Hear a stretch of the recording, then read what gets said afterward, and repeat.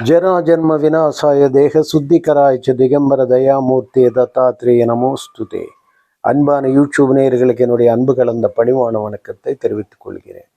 எந்தெந்த கோவில்களுக்கு சென்றால் திருப்பங்கள் உண்டாகும், எந்தெந்த கோவில்களின் ஆகம சாஸ்திர விதிகளின்படி அதிர்வலைகளின் பெருக்கம் என்பது அதிகமாக இருக்கும். ஏன்னா தமிழ்நாட்டில் இருக்கின்ற அல்லது மற்ற மாநிலங்களில் இருக்கின்ற எல்லா கோவில்களுக்கு ஒரு மகத்தான சக்தி வாய்ந்த ஒரு ஆற்றல் இருக்கும். அந்த சாநித்திய பெருமை பெறதுக்கு உண்டாகின வழி என்பதுதான் நமக்கு 12 ராசிகள் 27 நட்சத்திரங்களில் பிறக்கிறவங்களுக்கு எந்தெந்த கோவில்களுக்கு சென்றால் மகத்தான யோகங்கள் நிலவும்.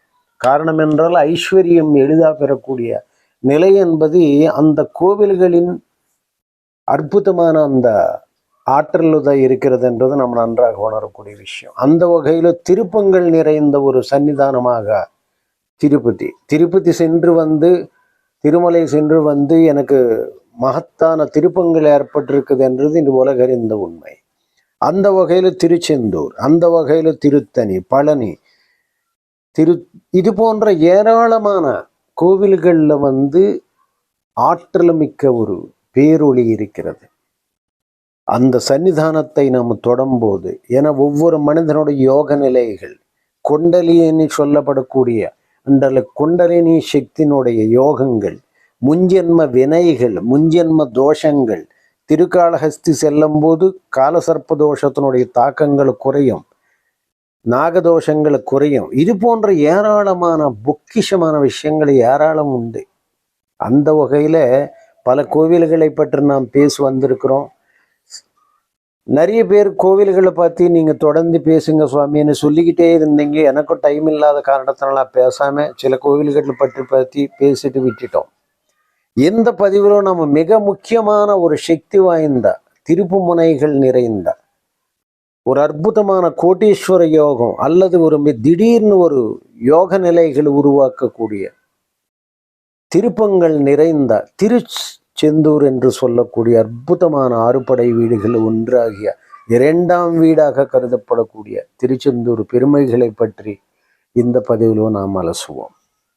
முதன்மையாக நம்ம வீடியோ நீங்கள் பார்த்துட்டு இருந்தால் நம்மளுடைய சேனலை சப்ஸ்கிரைப் செய்து கொள்ளுங்கள். ஜோதிட சம்பந்தம், ஆன்மீக சம்பந்தமாக எல்லா வகையான விஷயங்களை பற்றி நாம் தெளிவாக உங்களுக்கு கூறி வருகிறோம். பர்சனல் கன்சல்டேஷன்ஸ்க்காக நம்மளுடைய மொபைல் நம்பர்ஸ் அல்லது இமெயில் கான்டாக்ட் பண்ணுங்க. திருச்செந்தூர் 6 படை வீடுகள், தமிழுக் கடவுளாகிய முருகப்பெருமானுக்கு 6 படை வீடுகள் என்பது மிக முக்கியத்துவம் வாய்ந்ததாக. 6 படை வீடுகள் என்பது ஆற்றுப்படை வீடுகள். காலப்போக்கில் அறுபடை வீடுகள் என்பது 6 படை வீடுகளாக மாறிவிட்டது. இருந்தாலும் இந்த 6 படை வீடுகளில் பகவான் சஞ்சாரம் என்பது முருகப்பெருமான் அவதார லீலைகள் என்பது நம்மளால் கிளியராக உணர்ந்து கொள்ள முடியும். இதில் 5 கோவில்கள் மலை மேல் இருக்கின்றது. எதுக்கு மலை என்று சொன்னால், மலை என்றது சலனமற்றது. அதாவது அலைப்பாயும் மனிதனை ஒருநிலைப்படுத்தி நமக்கு அமைதி தருகின்ற சன்னிதானங்களில் பெரும்பாலும் மலை பகுதிகள் என்பது மிகுந்தது. அதனால்தான் குன்றுகள் இருக்கின்ற இடமெல்லாம் குமரனுக்கு சொந்தம் என்ற மாதிரி அந்த ஒரு மலை என்பது சலனமற்றது. அதாவது தெர் இஸ் நோ மூமெண்ட். அந்த ஒரு மலைகளில் ஆற்றல் மிக்க ஒரு பெருக்கம் என்பது இருக்கும். அதுதான் தெய்வீக சயின்டிஃபிக் ரீசன்ஸ் நம்ம பார்க்கும்போது அந்த இடத்துல இப்போ நீங்கள் ஏன்னா அந்த மலை ஏறும்போது அந்த பர்டிகுலர் கடவுளை நினைத்து கோடிக்கணக்கான மக்களுடைய இதயத்தில் அந்த தியான ஒலிப்பெருக்கம் என்பது ஏற்படும். அதாவது நீங்கள் நினைக்க இப்போ முருகப்பெருமான் பழனி மலை போகிறீங்க, பழனி மலை போகிறோம், பழனி முருகனை பார்க்க போகிறோம் அப்படின்ற அந்த ஒரு நினைவாற்றலையே ஒரு பேராற்றல் பெறுகிறது. அந்த பேராற்றல் என்பது தெய்வத்தினுடைய ஏற்கனவே அங்கிருக்கின்ற குடியிருக்கின்ற அந்த பேராற்றல் என்பது நமக்கு ஒரு அதிசயமாக திருப்பங்கள் நிறைந்ததாக மாறிவிடுகிறது. அப்போ இந்த 6 படை வீடுகளில் 5 வீடுகள் நமக்கு மலை மேல் இருக்கிறார். முருகன் எழுந்தருளுகிறார். 5 மலைகள், 6வது என்பது மலை வீடு தான். ஆக்சுவலி திருச்செந்தூர் ஏன்னா திருப்பரங்குன்றம் முதன்மையான அறுபடை வீடு. அப்புறம் இரண்டாம் வீடாக நமக்கு திருச்செந்தூர் வருகிறது. இந்த திருச்செந்தூர்ல வந்து அதுவும் மலையாக தான் இருந்தது. பகவான் வந்து மனிதனுடைய வாழ்க்கை எவ்வளவு உச்சத்துக்கு போனாலும் மீண்டும் நம்ம கீழிறங்கி வர வேண்டும் என்ற ஒரே ஒரு தத்துவத்தை இணங்க இந்த ஒரு மலை வந்து அவர் தன்னுடைய பாதத்தால் மிதித்து விட்டார். அது கடலோர பகுதிக்கு வந்து விட்டது. அது ஒரு காரணம். இன்னொரு காரணம் என்று பார்த்தால் சமுத்திரம் வந்து சகல பாபங்களை போக்கக்கூடியது. கடல், அதாவது சமுத்திர ஸ்நானம் என்பது சகல பாவங்களை போக்கக்கூடியது. மனிதன் இவ்வளவு உச்சநிலை அடைந்ததுக்கு பிறகு அவனை பலவிதமான தோஷங்கள், ஏன்னா முருகப்பெருமான் அவதாரம் என்பதை சத்துருக்களை ஒழிக்கிறதுக்காக, சூரபத்மனை கொன்றதுக்காக தேவர்களுடைய வேண்டுதலுக்கு இணங்க சிவபெருமான் நெற்றிக்கண்ணிலிருந்து தீப்பிழம்பாக தோன்றியவர் நமக்கு கார்த்திகை பெண்களால் வளர்த்தப்பட்ட முருகப்பெருமான். அவர் வந்து 6 படை வீடுகளில் அங்கே அந்த தத்துவம் வருகிறது பாருங்க, சரவண பவன்ற தத்துவம் வருகிறது. அந்த 6 படை வீடுகளாக அவர் படைகளை வைத்து கொண்டு அந்த இடத்துல திருச்செந்தூர்ல வந்து சூரபத்மனை சம்ஹாரம் பண்றாரு. ஆக எந்த சூரபத்மனை சம்ஹாரம் பண்ணது மட்டும் இல்லாம அந்த அரக்கர்களுக்கு சம்பந்தப்பட்ட, அந்த அசுரர்களுக்கு சம்பந்தப்பட்ட விஷயங்களை வந்து குருமுகம் மூலமாக, அதாவது தேவர்கள் மூவர்கள் குருவாகிய பிரகஸ்பதி மூலமாக எல்லா விஷயங்களும் தெரிந்து கொள்கிறார். அதனால்தான் அந்த குரு பகவான் பெருமை சாட்டுறதுக்கு, பெருமை அங்கே நமக்கு எடுத்துக்காட்டுறதுக்காகவே அங்கே குரு வடிவமாகவும் வருகிறார். அதனால்தான் ஸ்கந்த ஞானமூர்த்தியாக அந்த இடத்துல நமக்கு அவர் வெளிப்படுகிறார். அதாவது ஞான குருவாக இருக்கணும். முருகன் வந்து உங்களுக்கு தெரியும், முருகப்பெருமான் வந்து பிரணவத்தின் பொருள் சொல்ல முடியாமல் பிரம்மா திணறும்போது அவரை சிறையிலிட்டு பிரணவத்தின் மூலப்பொருளை சிவபெருமானுக்கே போதித்து, அதாவது வந்து தகப்பன சுவாமியாக சுவாமி மலையில் இருக்கார். ஸோ அந்த மாதிரி, அதாவது ஒரு ஞானத்துக்கு வந்து ஒரு பொருள் என்பது வந்து வயதுக்கு அப்பாற்பட்டது அப்படின்றது அவர் இது பண்ணுறதுக்காக, அதனால்தான் ஒரு ஞான ஒளிப்பெருக்கம் என்பதற்காக ஞான ஸ்கந்த ஒரு மூர்த்தியாக நமக்கு திகழ்கிறார் அந்த முருகப்பெருமான். ஆக அந்த இடத்துல அப்போ பகவான் வந்து 6 படை வீடுகள் ஒரு மகிமை கொண்டதாக இருக்கிறது. அதனாலதான் அந்த இடத்துல இப்போ 8 ராசிகள் இருக்கின்ற 12 ராசிகள், 8 ராசிகளுக்கு வந்து பயங்கரமான யோகம் தரக்கூடியதாக திருச்செந்தூர் விளங்குகிறது. இந்த திருவனி, நான் சூக்ஷ்மமா சொன்னவன் என்றால், இந்த திருவனி சப்தம் வரக்கூடிய ஊர்கள் எதையா இருந்தாலும் அதுக்கு ஒரு மகத்தான சக்தி வாய்ந்த ஒரு ஆற்றல் இருக்கும். அப்போ திருச்செந்தூர்ல வந்து இந்த 8 ராசிகளுக்கு, 12 ராசிகளுக்கும் பெரும்பாலும் நன்மைகளை கொடுக்கக்கூடியதாக இருக்கும். ஆனால் 8 ராசிகளுக்கு பர்டிகுலர்லி மிகப்பெரிய ஒரு அதிர்ஷ்டத்தை அள்ளித்தரக்கூடியதாக திருச்செந்தூர் அமைந்திருக்கிறது என்றதுல மாற்று கருத்து இல்லை.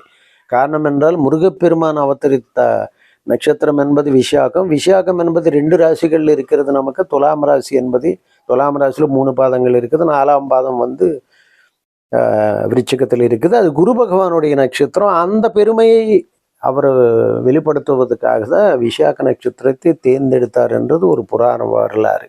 அதுக்கப்புறம் நாம் எடுத்துக்கொண்டால் வியாழ நோக்கம், அதாவது குரு பகவான் தேவர்களுக்கு அசுரர்களுக்கு வழிகாட்டக்கூடிய குரு பகவானுடைய பெருமைகள் அவர் நிகழ்த்துறதுக்காக அவர் ஒரு குரு வடிவமாக வருகின்றார். ஆக குரு ராசிகளாகிய தனுசு ராசி அல்லது மீன ராசி, குரு பகவான் ஆதிக்கம் செலுத்தக்கூடிய ராசிகள் அல்லவா, அந்த 2 ராசிகளுக்கும் மகத்தான ஒரு அதிர்ஷ்டத்தை, பேரதிர்ஷ்டத்தை குரு பகவான் பணம் பொருள் அனைத்தும் 16 பேர்கள் தரக்கூடிய வல்லவராக அந்த வகையில் தரக்கூடிய ஒரு அதிர்ஷ்டம் என்பது இருக்கிறது. அது போலவே துலாம் ராசி தர்மத்தின் நெறியை காக்கக்கூடியது, இல்லற இன்பங்களை கொடுக்கக்கூடியது. அது மட்டும் இல்லாமல் ஆடம்பர வாழ்வுக்கு அது வசதியாக அமையக்கூடிய ஒரு ராசி. அது போலவே விருச்சிக ராசி என்று எடுத்துக்கொண்டால் அது வந்து செவ்வாய் பூமிகாரகமான ராசி.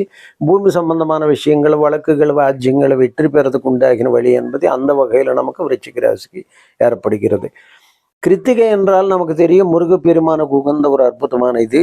அந்த கிருத்திகை மேஷராசி மேஷராசியில் இருக்கிறதுனால அந்த ராசிக்காரர்களுக்கு ஒரு மிகுந்த அதிருஷ்டத்தை அள்ளி தரும் என்றது.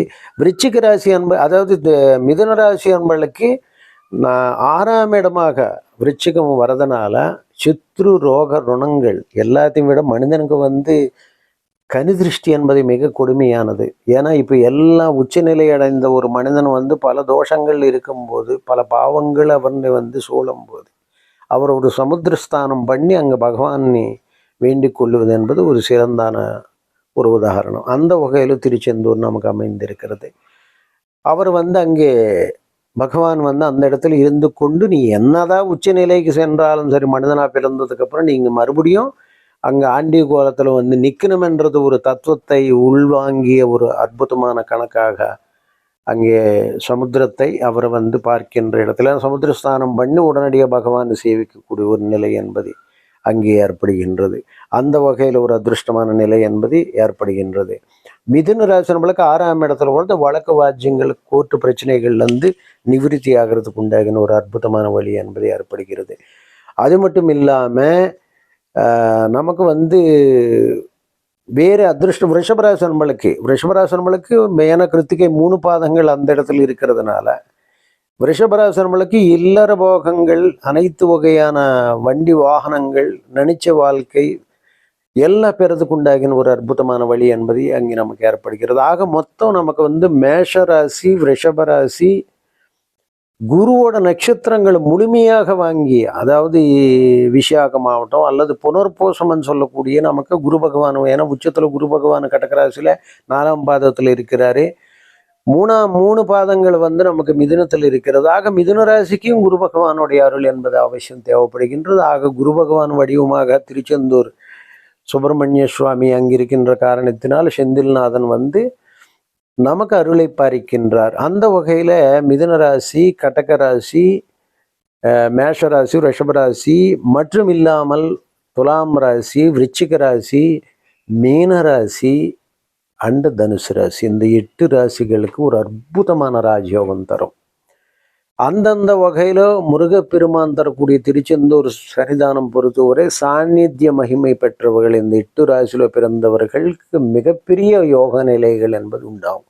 வருஷத்துக்கு ஒரு முறை விசாக நட்சத்திரத்தில் பிறந்தால் அல்லது புனர்பூஷம் அல்லது கிருத்திகையில் பிறந்தவர்கள் ஒரு முறை போயிட்டு வந்தாலே அளவு கடந்த ஒரு கடல் போல ஒரு வாழ்க்கை அவங்களுக்கு நிச்சயமாக கிடைக்கும் என்றது ஒரு பொருள் வந்து உணர்த்துகிறது. அது மட்டும் இல்லாமல் எல்லா தோஷங்கள்லேருந்து நம்மளை விடுவிக்கிறது. அது மட்டும் இல்லாமல் மனிதனை மிகப்பெரிய ஆட்டிப்படுகின்ற தோஷம் என்றது கனுதிருஷ்டி என்பது வந்து ஒரு அளவுக்கு மீறி செல்லும் போது பொருளை சேதமடைய செய்யும். அந்த வகையான கனுதிருஷ்டி என்பது, ஏன்னா தீய எண்ணங்கள் கொண்ட மனதினுடைய எண்ண அலைகள் மூலமாக ஏற்படுகின்ற ஒரு தீங்கு என்பது தான் கனுதிருஷ்டி என்பது. It is an higher intensity of eagle சைட்டுன்னு சொல்லுவோம். அது தோஷத்தினுடைய அளவு அதிகமாக பொருளை சேதப்படும். நிறைய பேர் நீங்கள் பார்த்துருப்பீங்க, கந்திஷ்டாவில் வந்து கந்திருஷ்டி ஒரு சாதாரண விஷயமா நினைக்கிறவங்க இருக்காங்க. கனிதிருஷ்டி வந்து தெய்வங்களுக்கே பாதிப்பு கொடுக்கக்கூடியது. அதனால தான் கனிதிருஷ்டி தோஷம் என்பது, ஏன்னா கண்களால் இந்த உலகத்தில் பார்க்கின்றது எல்லாம் கண்ணால் தான் நீ பார்க்கின்ற அல்லவா, அல்லது மனதனுடைய எண்ண ஆற்றல் என்பது அந்த கண்களுக்குள்ளே வந்து உட்காந்திக்கும். அந்த கண்கள் மூலமாக நீங்கள் பார்க்கும்போது அந்த பார்வை தோஷம் என்பது திருஷ்டி தோஷம். அதாவது நல்லது பண்ணுறதுக்கு குரு பார்வை வேணும், ஆனால் கெடுதல் பண்ணுறதுக்கு மனிதனுடைய கெட்டெண்ணங்கள் கொண்ட மனிதனுடைய பார்வைகள் என்பது, அவனுக்கு என்ன சூப்பராக இருக்கிறான், அவருக்கு என்ன குறை சார், அவர் சூப்பராக இருக்கிறார், இப்படி பல தடவை சொல்ல அதனுடைய தாக்கம் என்பது வந்து அந்த தோஷத்தினுடைய அளவு பெருக நமக்கு, எனக்கு கெடுதலாக இருந்தாலும் நல்லதாக இருந்தாலும் ஒளிபெருக்கம் மாதிரி தான்.